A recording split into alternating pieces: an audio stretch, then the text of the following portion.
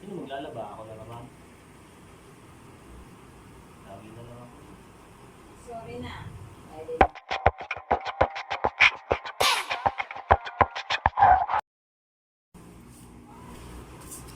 Nag-oras ka. Nag-oras ka na.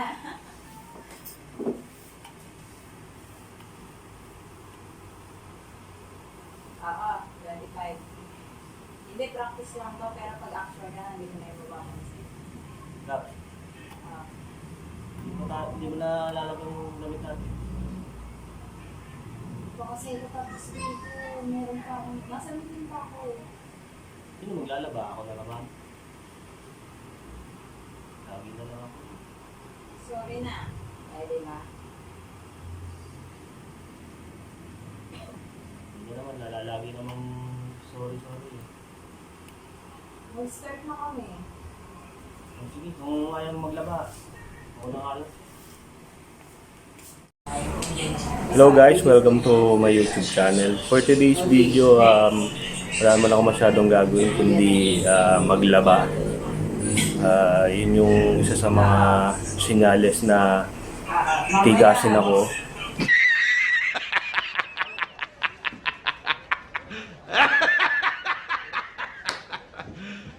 Are you serious?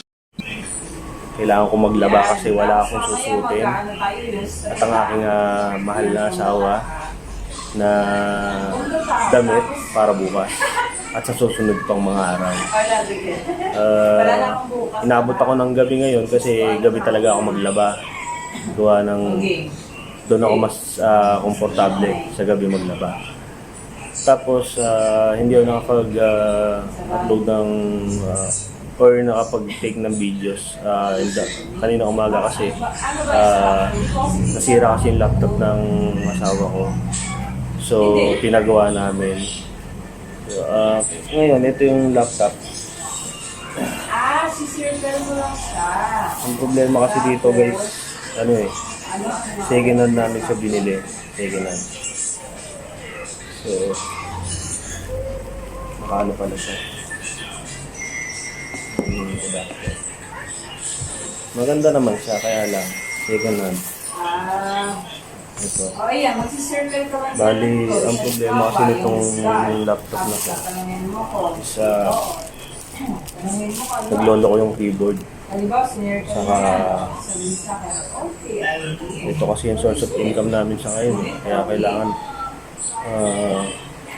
gumawa kami ng paraan. Pinagawa namin siya, kaya lang kailangan meron kaming ang tawag dito. It's a dog. Meron kaming ibang option in case na hindi siya okay. Yun yung kumuha kami ng laptop sa mall. Kumuha kami ng installment. Shoutout sa Acer. Acer kasi yung brand na kinuha ng asawa ko. Shoutout sa inyo sa SM Calamba. At meron na kami nagamit.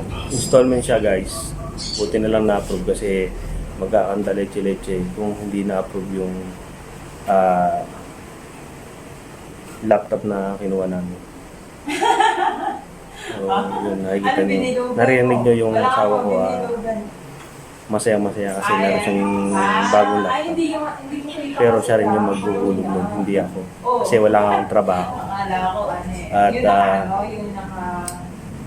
tara,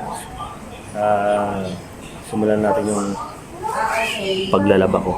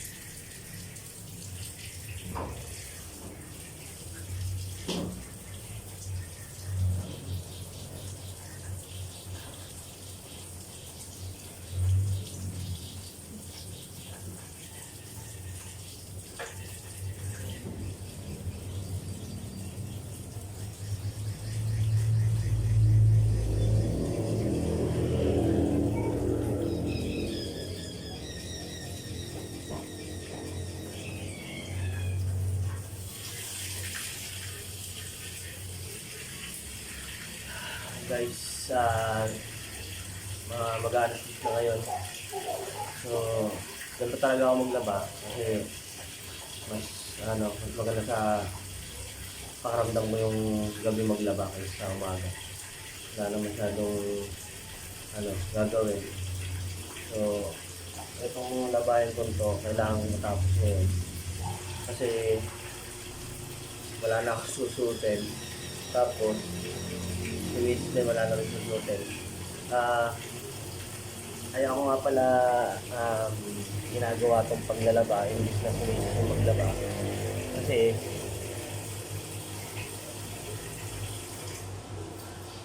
Kasi si Mrs. nagtatrabaho. So katulad ng sinabi ko dun sa unang video ko, ako yung walang trabaho ngayon, gawa ng iniintay ko yung training namin. At at the same time, nagbabasa-basa rin ako kahit papaano dun sa mga materials na binigay sa amin. Then, para sa Japanese training. Then, isa sa mga mahalagang dahilan ko kung bakit ako naglalaba kasi hindi kaya nung asawa ko maglaba na marami.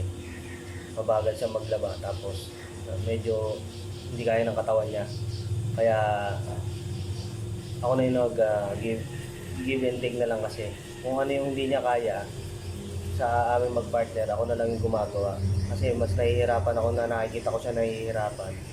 Kaya ako naglalaba, ako na lang nagbibigay. Pero sa tunay na buhay talaga, paghugasin mo na ako ng plato, pabili mo na ako ng lahat ng gawaing bahay, wag lang talaga paglalaba.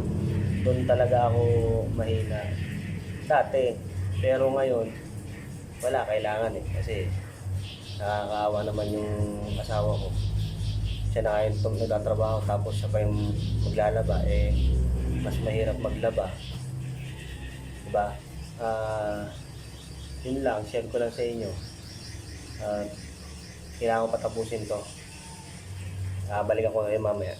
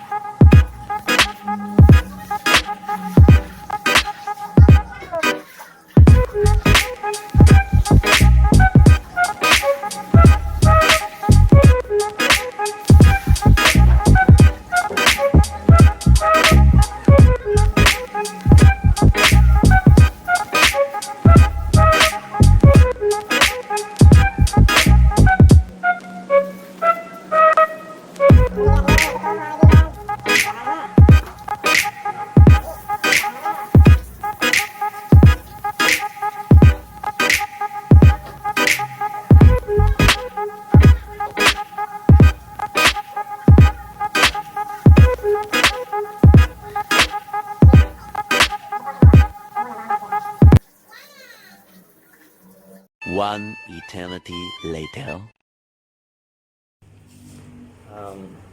Oras ngayon, time check 12:30. Ano pa lang, binababad ko pa lang yung damit. Pagkatapos nito ay sasampay na.